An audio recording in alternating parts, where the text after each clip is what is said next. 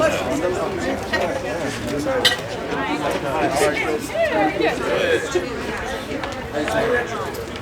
we're ready? I know. All right, folks. Good morning, everyone, and thank you for joining us.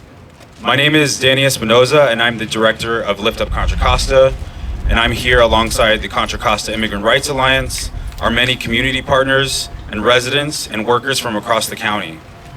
We're here today because our immigrant brothers and sisters deserve real enforceable protections from ICE. This effort grew of last year's Truth Act Forum, where community members made it clear that Contra Costa needed stronger safeguards. For the past year, advocates, workers, legal experts, and impacted residents have worked to move our ordinance forward.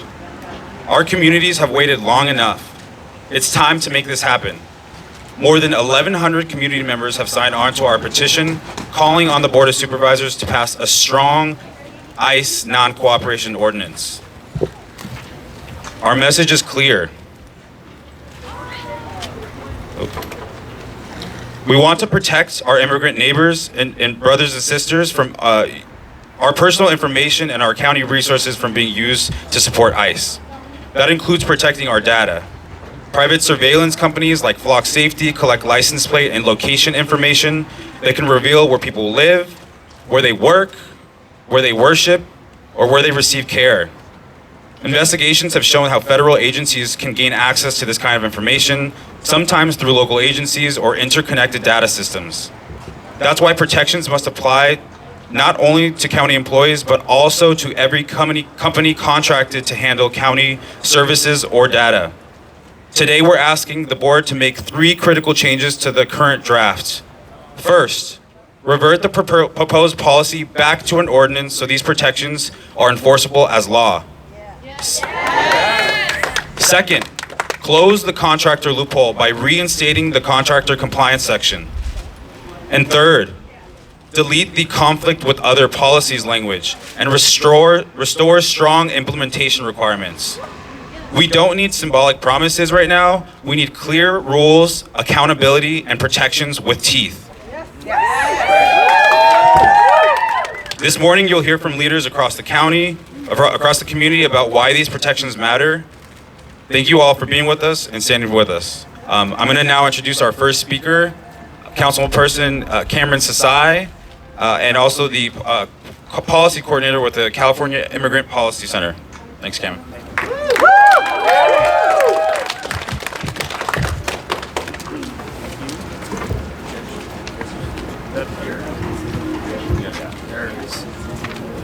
All right, y'all, I know it's 9 o'clock in the morning, but we got to get our energy up. Is labor in the house? Yeah! Is labor in the house? Yeah! Is there people in the house? Yeah! All right, when I say who's got the power, you say we got the power. And what kind of power? People power, all right?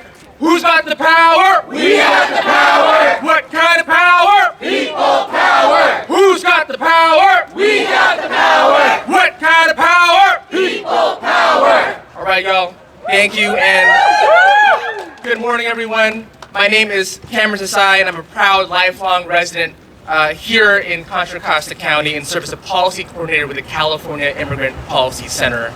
And today, CIPC stands with our local leaders in the county because we believe that our government has a responsibility to keep every resident safe.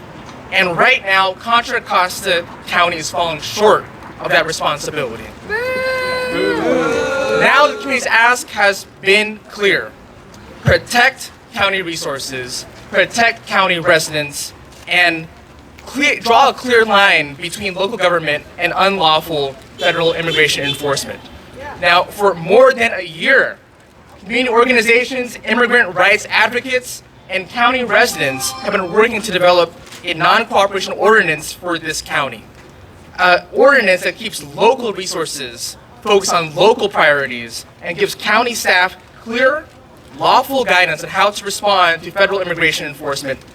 And despite those efforts and the public witnessing continued patterns of aggressive, militarized, and unlawful federal immigration enforcement activity, families that are being destabilized, our communities being destabilized, and actions that threaten the health and safety of all of our residents. The Board of Supervisors has continued to weaken and stall this ordinance. And this item should have been agendized for a vote at this month's meeting, but instead, what do we see? We see them stalling at the expense of the safety of all of us, and that is not okay. Now, Contra Costa County is one of the most progressive counties in California and has some of the largest and most diverse immigrant communities in the Bay. This county has immigrant families who have spent generations building their lives here, working people and small business owners who power our local economy, students from immigrant and mixed status backgrounds living in our county, families in our schools, and residents who rely on accessing critical services from county government every single day.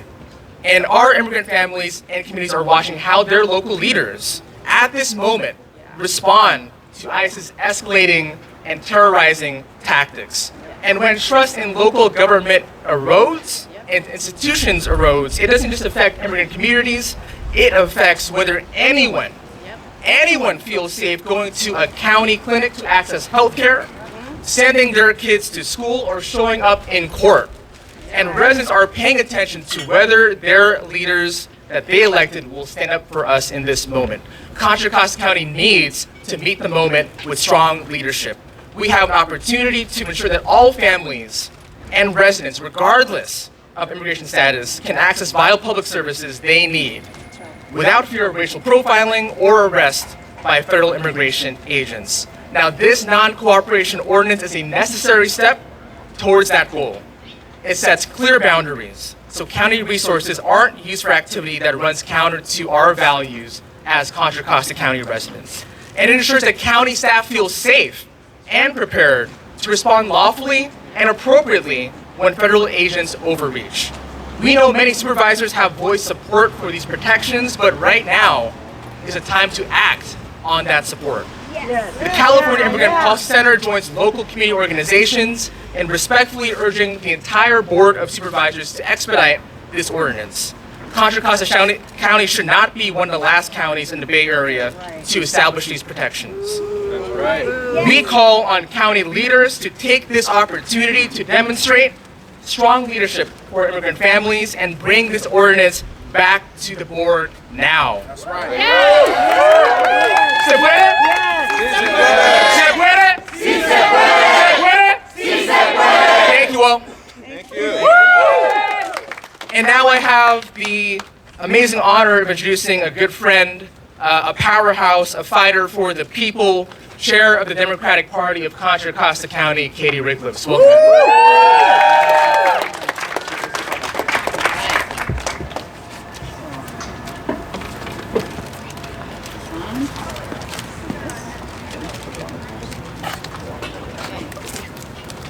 Good morning, everyone. It's really nice to be here. And power to the people, power to all of us in Contra Costa County. This is a great county, and our leaders need to stand up for us right now.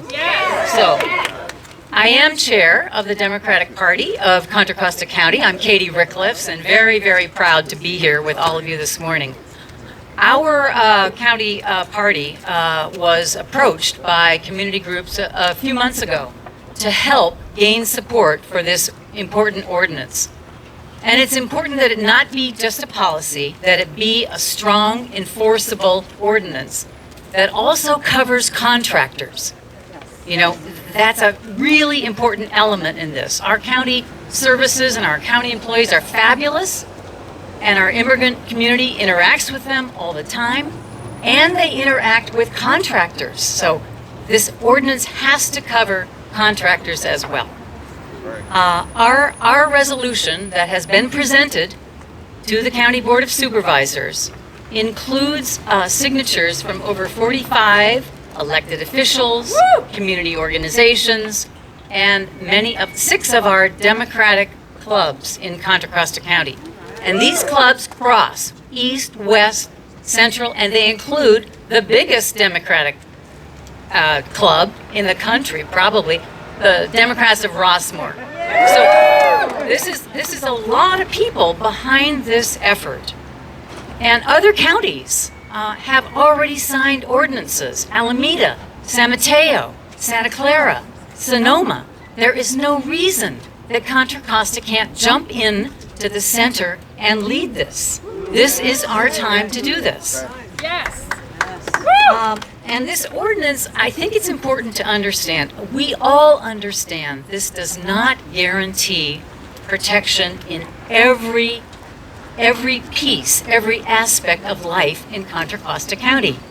That is a dream, that is a promise that no one can make. However, it does cover all of the county facilities, all of the county employees and staff, all of the county properties, and all of the contractors who work with the county to provide services. That's a lot.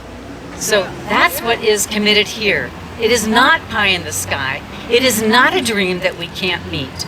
So we will continue as a Democratic Party to gain supporters. We want more and more people to sign our resolution. We also will continue to work with our Board of Supervisors and encourage them, get them over the line to sign this ordinance into effect and have it implemented immediately. Yes. All right? So I join with all of you. I think we're on the brink. We can bring this together and accomplish something really important for our community. So let's stick together. Let's keep the support growing, keep the momentum going, and we'll do this together. Now it's my honor to introduce Reverend Deb Lee, the Executive Director of the Interfaith Movement for Human Integrity.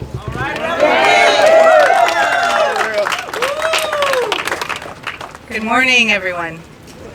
It's an honor to be here with so many organizations from here in Contra Costa County, and I'm here today to represent the many faith communities here in Contra Costa County who are deeply concerned about this issue, who are busy every day and on the ground seeking to protect all residents here in Contra Costa County, including their immigrant neighbors. We stand for dignity. We believe in dignity of every person. We believe in the equality of every person. And we believe that every person in Contra Costa County should feel safe and should feel that they belong.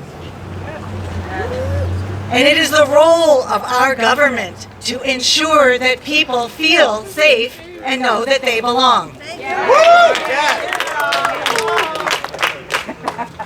Let us be clear that we are at a time in history where ICE is one of the greatest threats to human rights, to a free society, to life itself, not just for immigrants or people of different status, but for all of us who live here.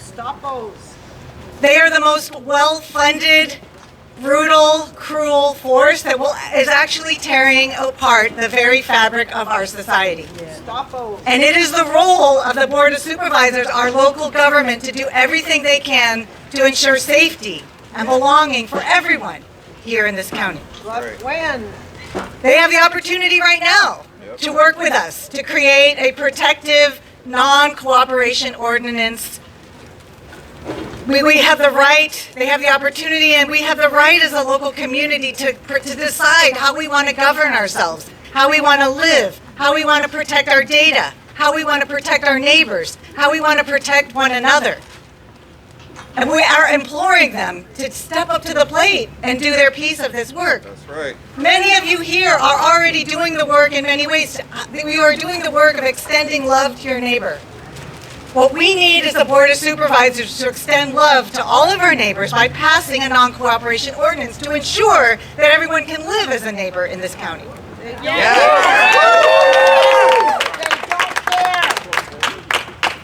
One of the important tenets of our faith traditions is that we are called to prevent harm. We know harm is coming. Harm is already here. We are called to prevent harm and to prevent needless suffering. And so we're asking them to stand with us, for the local government to stand with us and do everything they can do to step up with responsibility and with a duty of care. So let's not let Contra Costa County be the weak link here in Northern California. That is unacceptable. Many of our faith institutions, including our organization, the Interfaith Movement for Human Integrity, which has folks outside the Concord court Tuesday, Wednesdays, and Thursdays. There's Faith in Action, there's the Concord Protective Network, there's the other multi-faith alliances. We are showing up and we're asking our county to meet us halfway, meet us fully at the plate, step up so we can count on you to prevent all the departments and all your staff from doing any kind of damaging collaboration with ICE, including our contractors. So thank you, and thank you for keeping up the work, and let's keep pushing our foot on the gas to make sure that this policy gets passed. And I want to invite up to speak now the wonderful Tenecora, the staff attorney of the Immigrant Legal Resource Center.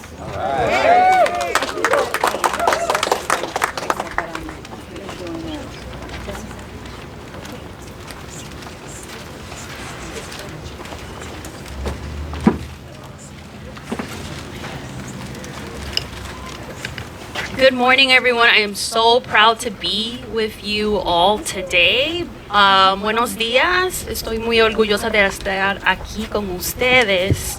My name is Miosotti Tenecora, and I'm a senior staff attorney with the Immigrant Legal Resource Center.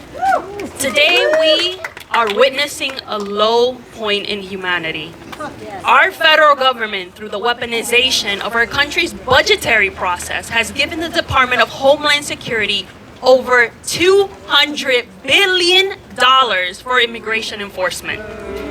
Additionally, the Department of Homeland Security has delegated their immigration enforcement powers to several federal agencies. We're talking about an agency that's fully funded and fully staffed.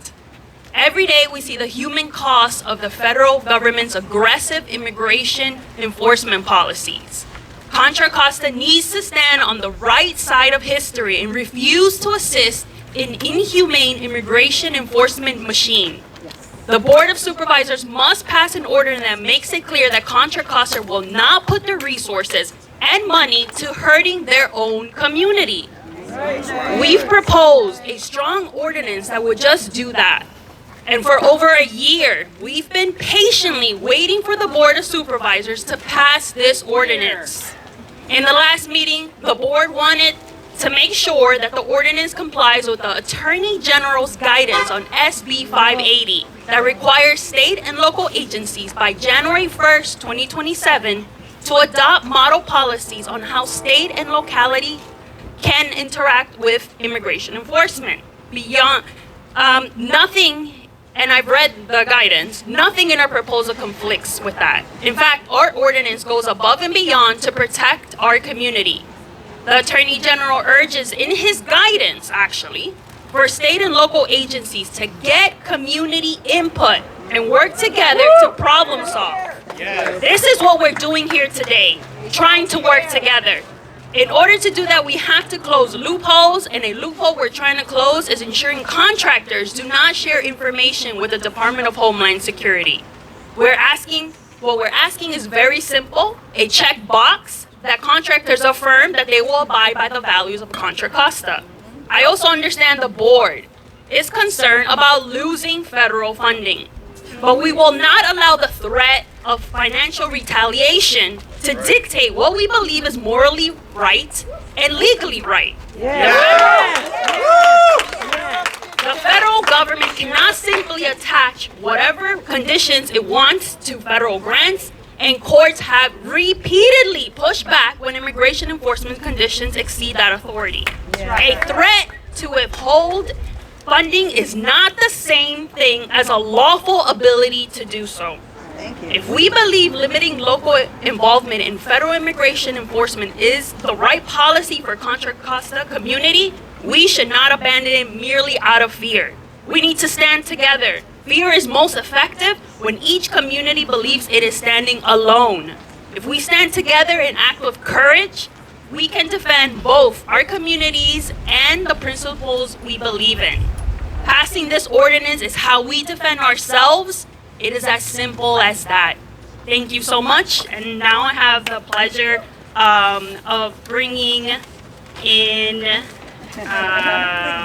Give me a second. Brandon Dawkins, former VP of Organizing SIU 1021. Good morning, brothers and sisters.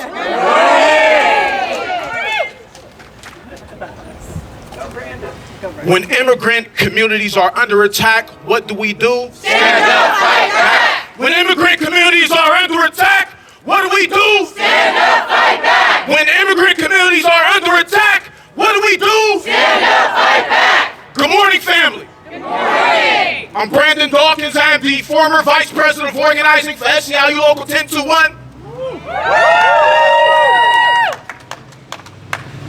We are here amongst family this morning. Yeah. We understand what this current administration has been doing as an attack on immigrant communities. Right here in Contra Costa County, our immigrant communities are our brothers and sisters in labor. They are your bus drivers. They are your clinic workers. They are your fast food workers. They are your teachers. They are your neighbors. Your farm workers. Thank you. And I would have listed it off if I had a little bit more time. However, right here in Contra Costa County, where we have immigrant workers are working to continue to build this county on their backs, serving this county on their backs. Contra Costa, we're not asking, we're demanding that you do the right thing. We're demanding that you do the right thing by adopting an ordinance that has some teeth. Contra Costa County supervisors, we are demanding that you adopt an ordinance that has some teeth so that we can protect our immigrant workers, so we can protect our immigrant communities, so we can protect those who serve this county with dignity. It shouldn't have taken this long. When other counties are miles ahead of us, Alameda's miles ahead of us, all the other counties are miles ahead of us. Contra Costa County, we are demanding that you do the right thing by adopting this ordinance. Adopting this ordinance today, it shouldn't have been delayed for this long because we have to protect our communities. We have to protect our families. We will not allow for the current administration and the federal government to dictate what we do here in Contra Costa County. I think I said enough. You said it well. Betty from eBase, where you at? Come on up, sister.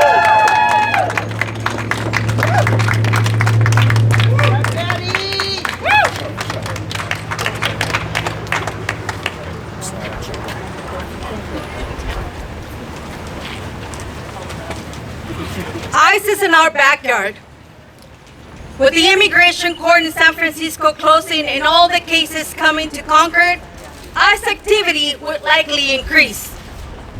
My name is Betty Gabaldon, and I'm a Concord resident, manager organizer with eBase, and member of Concord Immigrant Protection Network. The impact of this administration's attack on immigrant communities has had a chilling effect on many workers and renters in Concord and all over Contra Costa County.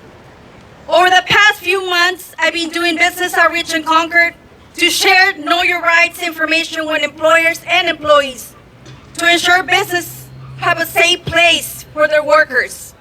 But I also heard nearly from every business owner on the Monument Corridor, which is mainly immigrant serving businesses, that they are struggling to stay open. And then this is because people are not coming the way they used to, especially after they hear their neighbors have been taken by ICE on their way to work while grabbing something to eat at Taco Bell on Monument Boulevard, or while doing the laundry at the laundromat just a block away. This is the reality that many neighbors are living through right now. People are afraid to leave their houses unless it's absolutely necessary. They don't walk to the grocery store anymore. They wait until a family member drives them to get groceries. Renters are feeling scared to report unsafe and unhealthy living conditions because their landlord threatens to call ICE on them. The impact are becoming increasingly evident. Fewer customers are coming, workers are getting fewer hours and less pay. And families are having to cut down on food, medicine, and basic necessities to avoid falling behind on their rent. All of this is creating a deeper crisis in the community. We have been waiting a year for the Contra Costa elected officials to act. This is unacceptable. Too long. We need the Board of Supervisors to work with the community to create a strong legislative solution. No county dollars or data should be used to aid ICE violent on an awful agenda. The community wants a strong and enforceable ordinance now. We are calling on the Board of Supervisors to do their duty today and to stop delaying action on this ordinance. El pueblo unido jamás será vencido. El pueblo unido jamás será vencido.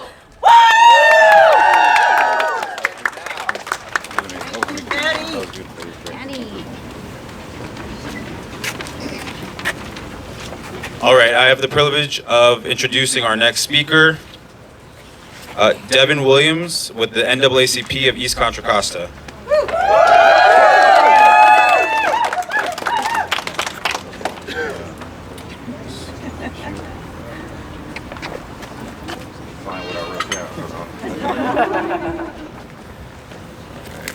Morning, everybody. Morning. Happy to be here with you all in community.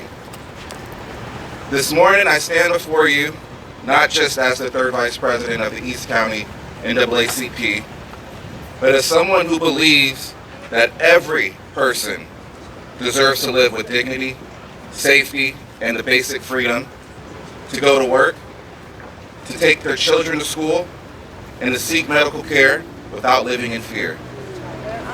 What we are witnessing across this country and this county is not just an immigration issue. It is a civil rights issue. It's a racial justice issue. And history has taught us that when government uses fear, intimidation, and selective enforcement against communities of color, silence is never an acceptable response. Contra Costa County has always claimed to be a place that values equity, inclusion. Now, it's time for them to prove it. Families throughout our county are afraid. Parents are making impossible decisions. Children are wondering whether the people who tuck them in that bed at night will be there in the morning. Community members are avoiding schools, hospitals, and even reporting crimes because they fear that the interaction with the government could tear their families apart. Shame! Shame! And that fear weakens every one of us. Yes. When people cannot trust public institutions, public safety suffers, public health suffers. Entire communities become isolated. That is not the kind of county we should be in and accept. The Board of Supervisors has an opportunity and a responsibility to act. We cannot continue delaying a strong ICE non-cooperation ordinance while families wait for protection. Every delay sends the wrong message. Every delay leaves our neighbors more vulnerable. And every day we have real human consequences. This ordinance must have meaningful protection. It cannot simply be symbolic. It must clearly limit local cooperation with federal immigration enforcement. Where the law allows, protect sensitive information, strengthen community trust, and make it clear that the county resources exist to serve our residents and not separate families. Thank you. I'll close by saying the NAACP has always stood against systems that disproportionately harm black communities, but our fight has never been limited to one community. Our struggle has always been rooted in the belief that injustice anywhere threatens justice everywhere. Today, we stand in solidarity with our immigrant neighbors because civil rights are human rights. Dr. Martin Luther King reminded us that the time is always right to do what is right, and that time is now. Our immigrant families should not have to wonder whether their county government will stand beside them.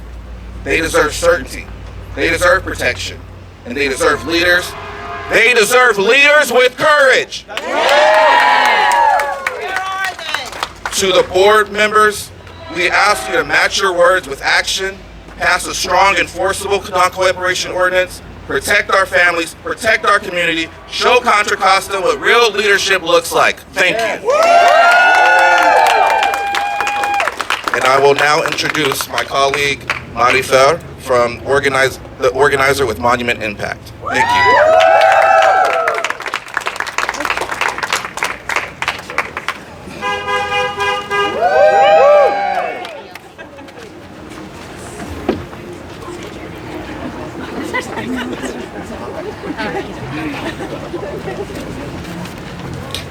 Hello, everyone. Hello. A little more energy. When immigrant communities are under attack, what do we do? Stand up, fight back. What do we do? Stand up, fight back. What do we do? Stand up, fight back.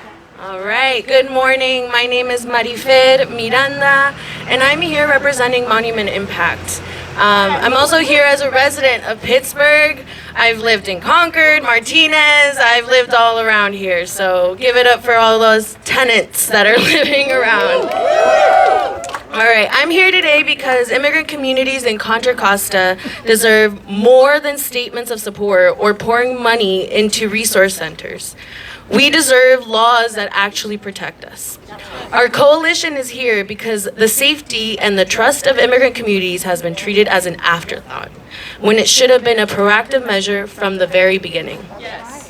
This issue is very deeply personal for me. I arrived in this country at 3 years old. I grew up in Concord, went to DVC while living in Bay Point, and had my first experience as a tenant here in Martinez. The first apartment my husband and I rented was on Detroit Avenue in Concord. For those of you who know, it's just down the street from the Concord Immigration Court. Every week, I would see families walking into that building together. Some of them were living in my own neighborhood. As an immigrant, I grieved for every family impacted by our immigration system. But I was also fearful about passing that building every day just to get to work. That daily experience repeatedly triggered my PTSD and most likely my neighbor's PTSD. And that experience has stayed with me because growing up in Concord during the Bush era was not that different.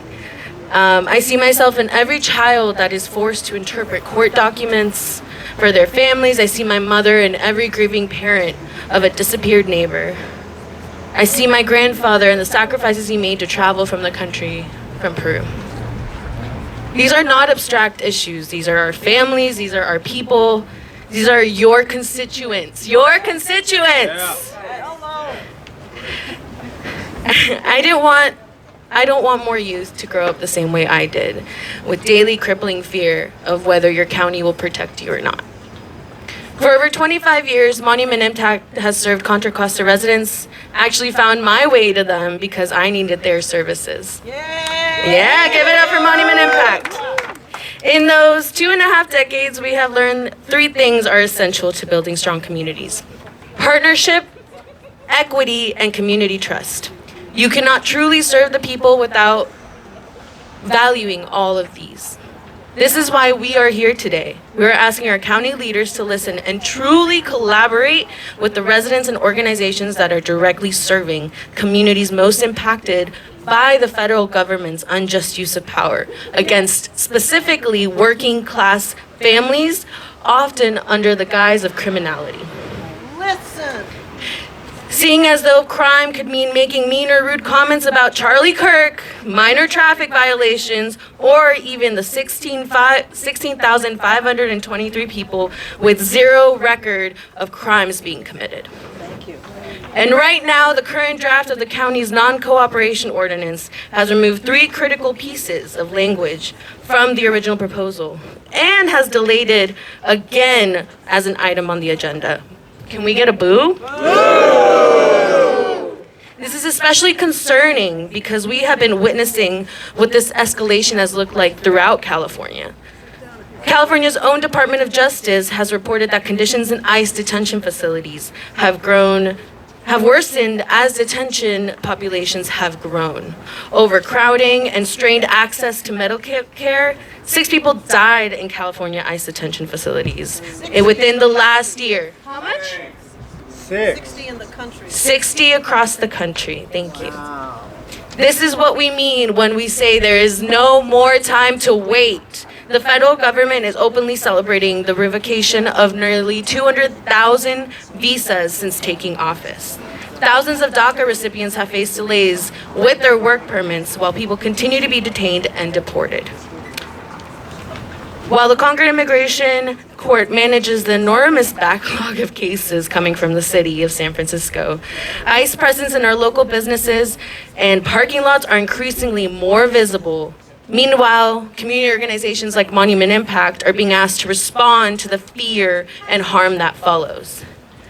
All this on the heels of local leadership, and even in Pittsburgh, approving the construction of a data center near schools, despite resident pushback, one of them being hyper-surveillance of our undocumented and mixed status families. We cannot wait for someone to lose their life before we decide to act. So today we're asking Contra Costa County leaders to truly stand with immigrant communities.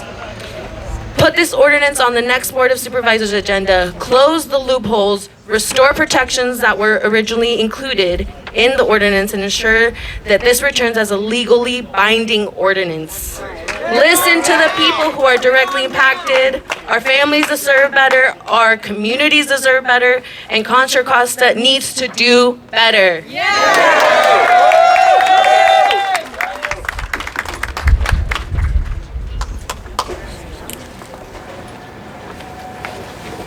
All right, please help me in welcoming our next speaker, Shannon Turner, who is with the California Nurses Association and a nurse practitioner right here in Pittsburgh.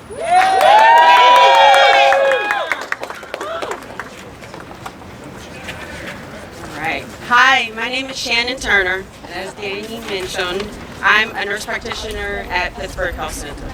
I'm a proud member of this community, and I've committed my life to any of you and take care of you like I would my own family. Can you get up on the mic a little more?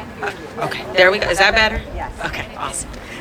However, this federal administration is stripping Medi-Cal coverage from our country's most vulnerable, my patients, all of our neighbors, and is using money to fund a paramilitary operation whose intent is to terrorize our communities.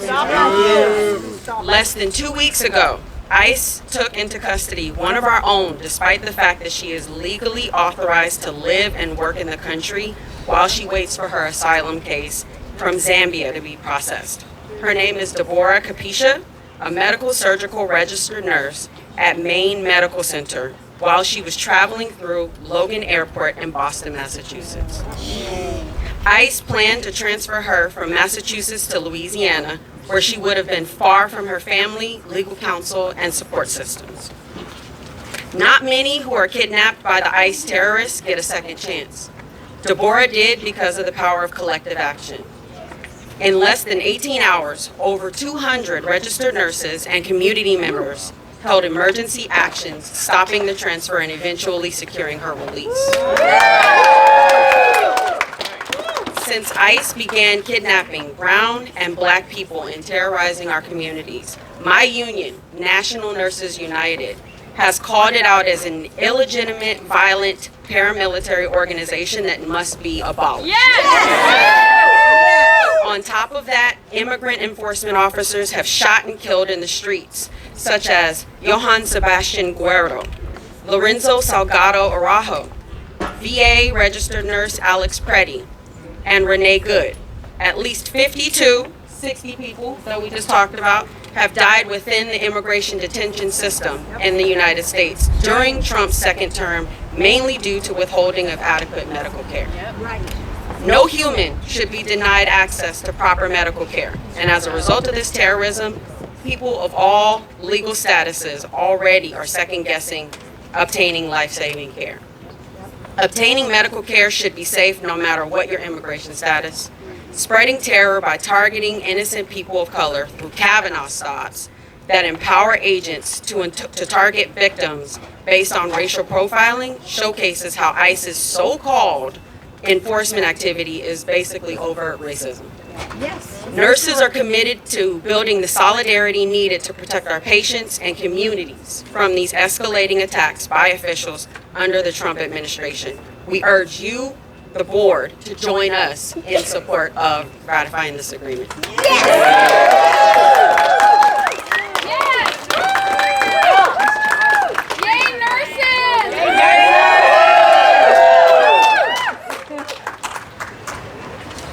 All right, folks. Well, thank you again for all coming out this morning and all the speakers for sharing your voices, your experiences. To the members of the media for being here, and to everyone who joined us, again, thank you so much. We really, really do appreciate it. I want to reiterate our message to the board and make it clear. Act with urgency and place this ordinance on the next agenda for a final vote. The final ordinance must close the contractor loophole by reinstating the contractor compliance section and delete the conflict with other policies language. We invite everyone here now to join us inside the board meeting and make a public comment, and at the next board meeting to flood the room. Let's make the supervisors hear directly from our community that we need meaningful protections, and we need them now. Thank you.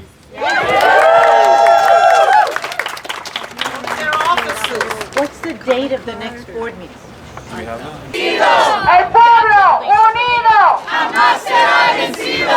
El pueblo unido jamás será vencido. El pueblo unido jamás será vencido. El pueblo unido jamás será vencido. El pueblo unido jamás será vencido.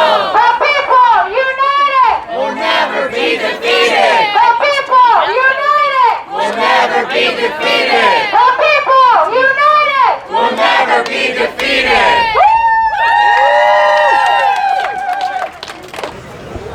All right, people in Franklin, we're still here just wrapping up the action out here to protect our neighbors with Contra Costa Immigrant Rights Alliance. And I got one of the young men here that was organizer and speaker. Let me just have you introduce yourself, who you are, and what you're part of out here real quick. Yeah, my name's Danny Espinoza, and I'm actually the director for an organization in Contra Costa called Up Contra Costa. And we're here basically to tell the Board of Supervisors that it's been long enough. We need to pass a strong ordinance, and we need to pass it now. And that really we need to pass an ordinance that closes the contractor loophole, that supersedes any other policy, and that has teeth to it. Let me ask you, for those that don't know, talk about the contractor loophole. I heard you talking about more than just people, but also data and stuff. So tell us about what's the contractor loophole when it comes to immigration's rights out here in Contra Costa? Yeah, so, the county contracts with tons of different private and local businesses. And currently, as it stands, it would only apply to county staff. And so what we're asking is that anybody that's a contractor, for example, companies like Flock that have the automatic license plate reader systems, that they are held to the same standards that county workers are held to, and that data is not shared, and that it stays private, because we have that right as citizens here in Contra Costa. And also, talk about what is a non-cooperation ordinance. I don't know if a lot of people understand that. Does that just mean that the sheriff and ICE communicate before a raid? Tell us a little bit more broadly, what is non-cooperation and what is a non-cooperation ordinance? For sure. So the biggest thing I'd say is that right now what's being proposed is a policy, which is a procedure, right? And so what we're asking for is an ordinance which is legally binding. So there's legal teeth to that.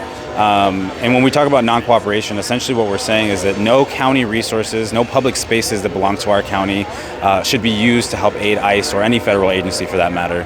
And that we have to make a commitment that we won't cooperate directly with those agencies, like whether that's Border Patrol, whether that's ICE agents themselves, but that we don't cooperate with them. Well, let me be the devil's advocate here and say why this is crazy. The county should cooperate with ICE. It saves lives. It helps people. Why is this not the time to cooperate with what's happening in our country? Well, first I'd say that ICE is terrorizing our communities, first and foremost. The other thing to make clear is that we're not asking federal agencies to not do what it is that they are saying that they're going to do, but what we're telling them is that they're not able to use our resources. They can't have our data, they can't have our public spaces, and that they should be fearful to come here because they're not welcome. And another thing I wanted to ask you, talk a little bit more about the money and resources, because one of the things that you're demanding is that funds won't be used, county funds. How would county funds possibly be used to support ICE and the work that they're doing? Well, I think the biggest thing is that right now we're seeing deficits across the nation, right? Especially here in Contra Costa, our county is facing deficits, our local cities are facing deficits. And so the biggest message here is that with already shrinking budgets, there's no room to support any of these efforts. And that really we need to be thinking about our neighbors, our brothers and sisters that are already struggling with resources. And if anything, that our funding should go to support those efforts, not to aid federal agencies. And then real quick on the closure of the San Francisco Immigration Court and the big burden that's coming to Concord and Contra Costa County. How are you all looking at that? What are you all doing to prepare? What should people do in case they have an appointment at Concord? So, first off, we're feeling the impacts already. It's already happening. It's been happening for the last few months, and since the closure in May, we've seen a huge influx in cases being held here in Concord, but also a huge rise in ICE actually being in places like Concord and Brentwood and Antioch. And so the impacts are being felt. What we could say to folks that do have their court hearings is to make sure that they're complying with what's recommended by their legal experts, but that to not be fearful of the process. That's exactly what they want, and that the community is going to be there to support them. Is there some sort of contact or some place they could reach out if they feel like they'd like an escort or someone to be with them when they go into Concord Court, or anyone that might be able to offer some sort of legal advice? Yeah, so there's the Immigrant Legal Resource Center. You can follow the Contra Costa Immigrant Rights Alliance, and then the Safe Center has a company program, and then you can find all those resources at liftupcontracosta.com. All right, and I guess I would just ask you any last words about the Attorney General, what he's asking of our communities, and how you see Contra Costa fitting into that and doing their part to protect our friends, families, our loved ones. As people mentioned today, the people that serve our community, the workers, healthcare workers. How do you see what the Attorney General is asking, doing your part here in Contra Costa? I think that what I'm seeing is that the Attorney General, the state, right, is siding with us and believes that there needs to be these sort of protections. SB 580 was passed because the state recognized that we needed these sort of protections across the state. And so it's not up to the counties at this point to decide if it's something that they need, but it's required by the beginning of next year. And so we already feel like we're behind, and now the clock is really ticking for Contra Costa. It's time for us to really get our act together. All right, remind folks who you are one time and how they can follow your organization. Absolutely, yeah. My name is Danny Espinoza. I'm with Lift Up Contra Costa, and you can follow us at Lift Up Contra Costa or at www.liftupcontracosta.com. All right, well, thank you very much, Danny.